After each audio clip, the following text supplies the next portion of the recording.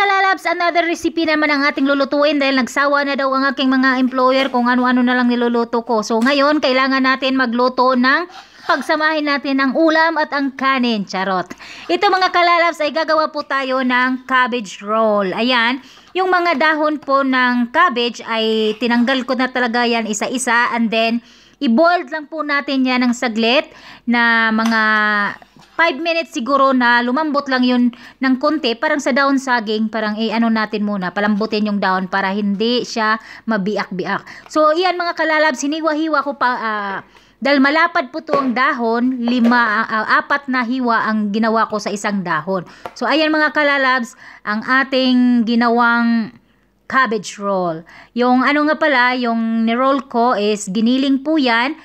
Tapos, may rice and then mga spices, salt and pepper, and then chicken spices, and then something na magpapasarap.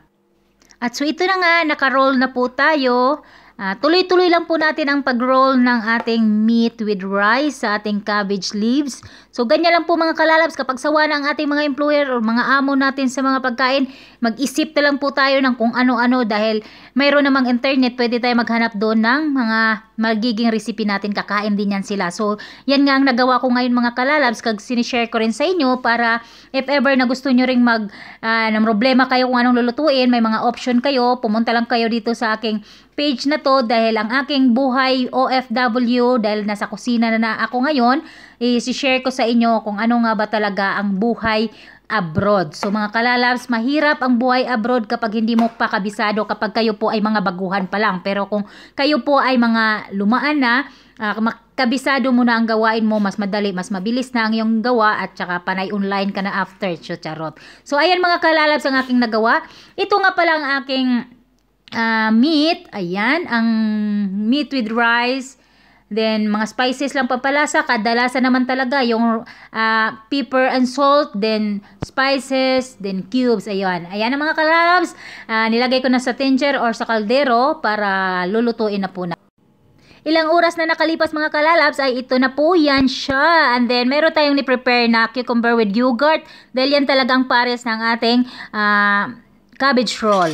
At so ito na yung ating finished product ng ating nilutong na cabbage roll mga kalalabs. Titikman naman po ng kusinera. So in a way, ang aking, hindi ko pala nakunan nyo ng video ang paglagay ng water or sabaw nito. Ganun lang din naman ang paglagay ng sabaw. Natural lang din na katulad sa mga niluluto ko, nilagay ko ng 2 cubes, salt, pepper, and then chicken spices, and then the garlic. Yun lang din ang ating laging nilalagay para pampalasa ng ating mga sangkap sa pagluluto. So, titikman ko na ang aking sariling pagluto ng aking cabbage roll. So, mayroon din pala tayo ditong mga kalalabs, yogurt with cucumber. Mas masarap kasi siya. Isaw-saw dito, lalagyan natin ng